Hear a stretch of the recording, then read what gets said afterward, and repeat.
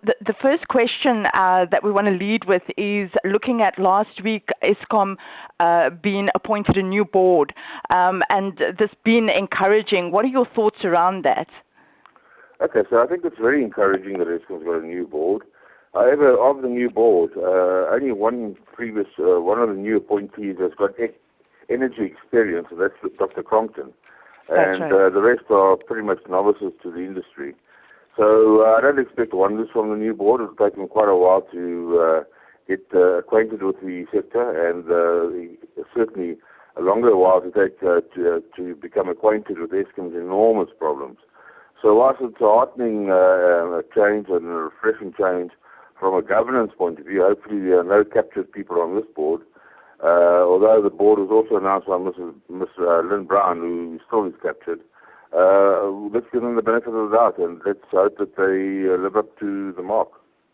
I'd say it is very encouraging that we've got at least one person with energy experience, and the rest are probably going to be dealing with the governance issues. Well, even the person with the energy experience, Dr. Crompton, his energy experience relates to his 10 years time at NERSA. And whilst he might be able to spell the word energy, the fact of the matter is, for 10 years while I was crying about the corruption at Eskom, even with him on the board at NERSA, NERSA did nothing about investigating Eskom and regulating its activities. So he might have the experience, but you need to develop a track record of actually intervention and working with Eskom. Right. So this then leads me into the Eskom Inquiry, and recently Anjo Singh being questioned in Parliament. And what were your thoughts around his performance? Okay, so Mr. Singh is a very sharp person. He's incredibly clever and erudite. And so whilst it might be very annoying to you and me and the public out there to have him refute all these allegations, just remember that he's on the defensive. He's been primed. He's not stupid. He has the facts on the tips of his fingers. The inquiry leader, Advocate Vanara, is not an energy expert. Does not have all the facts at his fingertips. So certainly, Mr. Singh has got the advantage in this forum. Maybe he won't have the same advantage when they get to court one day, but. So Mr. Singh, whilst one's not happy with his performance in denying and refuting all the so-called allegations, the fact of the matter is that the questions aren't put to him properly. If you don't ask the right question, don't expect the correct answer. And certainly in terms of his reply to what he had advised Mrs. Brown about whether Trillian had contracted Eskom or not, he answered negative. He said no, Trillian didn't have contracts, and that is technically 100% correct. The second part of the question is where the problem comes, because they said, and were any payments made in terms of this contract? And then Mr. Singh outslid the questionnaire because, in fact, Eskom did not make payments in terms of the contract. Eskom had made payments without the contract. So you understand the subtleties. If you don't get the right question, you're not going to get the right answer. Mm-hmm. And Mr. Singh is very, very sharp. Yeah, that did come out, especially where he referred, saying that Mr. Koko can rather answer those questions. So that then brings me to the question of Mr. Koko's performance at the inquiry and his refusal to resign. Okay, so Koko's got a legacy of misdemeanors at Eskom, and in fact he should have been fired for the first ones. The ones prior to the so-called downloading of the pornography on his memory stick or his data stick. There were other misdemeanors involving people of the opposite sex and activities in both the Eskom offices and the car park. And he should have been fired at that stage, if not earlier, because there are also misdemeanors relating to his time when he was out at the power stations and his behavior and conduct at that stage. But Mr. Koko, of course, he's also got the facts at his fingertips. And again, Mr. Koko's angle is a little bit different in that he's rather refuting or backing back on the questions rather than trying to answer them in a sly way or in a clever way like Mr. Singh. So their style is very different. And I think that in the court of law, we'll get far better results. Remember, this is not a court of law, so, and it's a public forum, so Advocate Van Zyl is really, and Advocate Van Zyl is also a very experienced advocate, but he's having to treat Mr. Koko with kid's gloves, insofar as he's not 100% sure of whether the dossier that he has all the correct facts, and whether he's in a position to make the serious allegations. So this is a commission of inquiry. This is not a commission of allegations or crime, as a normal court would be. So one would just bear that in mind, that this commission's job is to open up the sores and to try and see how big the sore is, how deep it is, and possibly if the witnesses avail themselves of that, who are all involved.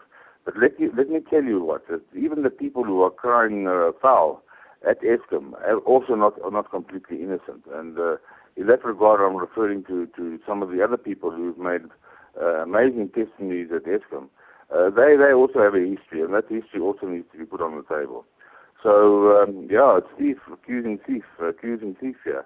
And until we have a breakthrough, it's going to be around ring-a-rosy sort of type again. Mm-hmm. So your feelings about him refusing to resign? You know what, at the end of the day, he's, other than Singh, who's a chartered accountant and will probably find a job elsewhere in the industry, Koko is involved with power generation, and Eskom is the only game in the country. So if Koko gets chucked out or has to resign, there won't be another job for him in South Africa, that's for sure. And that's why he's hanging on for dear life. He's never had it so good. He's on a salary of more than 4 million rand a year. He's never had it so good. So then this brings me to the question around our former CEO, Brian Molefe, and the judgment that was brought out in court yesterday, being that he has to pay back his pension. What are your thoughts around that? Well, hard time, and I'm glad that the judges were sober enough to get to the real facts of the case. But again, you know, this pension matter has been around and around and around and around, you know, from him resigning to retiring to taking early retirement to boosting his pension. And again, there's a whole lot of perpetrators who have their fingers dirty in this matter. It's not just Brian Molefe who's the crook in the room. The other people who endorsed Molefe's bid to obtain money that's not due to him, and they also need to be fingered. And there I think of Dr. Ngubani, who endorsed it and suggested that Molefe go for it. Lynn Brown certainly endorsed it initially, and then changed the tune.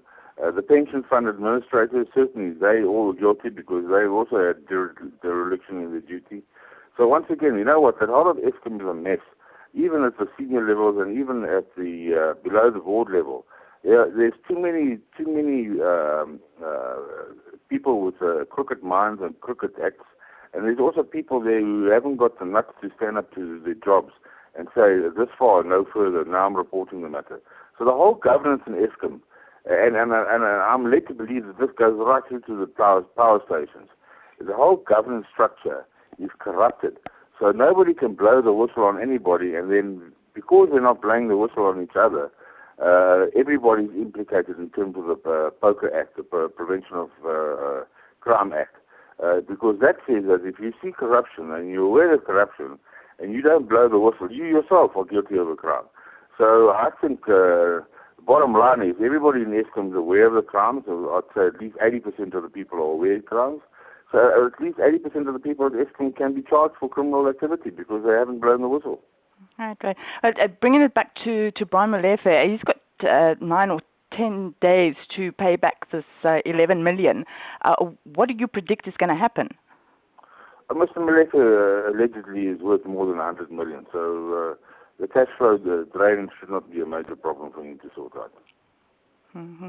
So looking at Eskom as a whole, what do you believe they're trying to do with the trillion deal? Well, that's another example, very similar to Mr. Molefe's pension example, where once again, the Prevention of Crime Act says anybody who's aware of a crime is guilty of that crime if they don't blow the whistle. And again, there people are aware of the crime. Some of them were bold enough to make demands for trillion to pay the money back. And then they realized that by not having previously blown the whistle on the Trillion crime, if they now establish that the Trillion was illegally paid, they themselves are implicated. So then they quickly scurry backwards and say, no. We don't actually want the money. It would be nice if Trillion just to hand it over anyway. But we're not going to claim the money back, because by claiming the money, they have automatically become aware of a crime and acknowledge that they're now aware of a crime, and they haven't protected themselves by blowing the whistle in time. So once again, it's a whole lot of bankgatte, as you said, who haven't done their jobs properly and don't have the guts to actually do what is required. And again, it shows exactly how corrupt the governance within Eskom is. And there's been, in the past, a lot of talk around the nuclear deal, the new nuclear build in South Africa. And just this week at the World Economic Forum, Deputy President Cyril Ramaphosa has said that South Africa cannot afford nuclear energy. What is your response to that?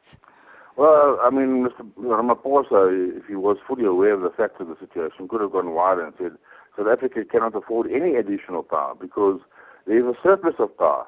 By 2022, we will have more than 60 gigawatts of installed capacity, generating capacity. And at the current moment, South Africa's power consumption is declining, and the peak is below 30 gigawatts. So we've got more than double the amount of power that we need. And we're certainly going to be paying for that extra capacity which is not being used. So there is no scope for any additional power projects, let alone nuclear, to be added to the grid, because already we are paying more than we're going to have to be paying for more than double the capacity that we are actually physically able to use. And that just makes the South African economy the laughing stock of the African continent. I mean, other economies are growing by 1, 2, 3, 4, 5, up to 9%, some of them. And yeah, we're lagging with a negative growth. Why? Because our energy costs are killing our economy.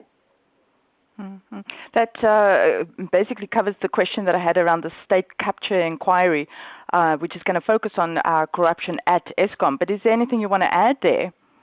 Well, I'm a little bit disappointed in that, as far as I can ascertain, the capture inquiry or scope really is only going to focus on the Gupta era, so to speak. So for the last 4 or 5 years. The Guptas first started getting action into coal in 2010 at Bloemfontein under a different name at that time. But I mean, to that, I'm aware. I mean, the whole Modupi and Kusile frauds are massive frauds, and they dwarf the coal frauds. The coal frauds maybe come to 20, 30 odd billion rand over the last 5 years. The Modupi fraud, we're talking about more than 100 billion in fraud. In the Kusile fraud, we're talking about more than 100 billion in fraud. The Ngula fraud, we're talking about more than 20 billion rand in fraud. So those capital expenditure frauds really dwarf the coal account frauds. And I'm not saying coal account fraud mustn't be investigated, certainly, but we'd be shortchanging ourselves if we don't do the investigation into Modupi, Kusile, and Ngula as well. Mm-hmm. Bringing it down to a regional crisis that we have here in the Western Cape, and looking at our day zero approaching in terms of water, what are your thoughts around what can be done or how this has come about? Okay, so I'm not particularly familiar with the politics of the Western Cape, other than I agree with the context that it's a central government. The water is a central government competency. And even there, I mean, the big project in the country is the Lesotho Highlands project. And that's more than 10 years behind. In fact, that project was supposed to have commenced in 1994, other than that the new government and the new president at that time said that there were other more pressing needs in developing the Highlands water project. But that's just symptomatic of the malaise and the sickness in our country, that we run out of water. And I mean, it's something that anybody would have foreseen. As I predicted 5 years ago that Eskom would be bankrupt at this stage of the game, people who know the water scenario have predicted the shortage of water for a long time in Cape Town, and indeed in Gauteng as well, because we're just short on your wheels. Within the next 12 months, Gauteng will be without water as well, because the Lesotho Highlands scheme hasn't been done. So I think this is symptomatic of the complete failure of central government, and that's because of all the nepotism, cronyism, and the corruption in central government. The projects and incompetence and appointing incompetent people are not on merit. That's why we're sitting at this mess. And so that's the Cape Town situation is just symptomatic. However, the light at the end of the tunnel is Eskom is sitting on more than 10 gigawatts of power, which they can make available at 35 cents a kilowatt hour. Now, the big problem with desalination is that it's very power intensive, and under the normal scenario, if Eskom is charging Cape Town more than 2 rand a kilowatt hour, then that becomes a very expensive option. However, if Cape Town can cut a deal, if they need help, they must come and talk to me. Cut a deal with Eskom to rather take off additional power at the marginal cost, which is 35 cents a kilowatt hour, or even maybe less. Then Cape Town can put up massive desalination plants, sort out its immediate crisis, and you can rent those plants as well. They come on barges as far as I'm aware, so you can get them in within 60 days. Get them in, plug them into the grid, get them to operate and avoid the crisis. So I don't know how far Cape Town municipality is with averting the crisis, but there are certainly lots of options. But perhaps the average Joe who's occupying a job at the Cape Town municipality is not aware of all the options because they're not the world players. Fortunately, I've seen solutions being put to place, even in darkest Africa. Countries like Kenya, operate or get barges to supply their power. Yeah, we've got the power. We need the desalination plant, and those can quickly be deployed. There are mobile plants available, so there's no need for anybody to go thirsty in the Cape Town drought crisis. Mm-hmm. There's a lot of options out there, a lot of solutions that we can implement. Ted, Absolutely. thank you so much for sharing that with us.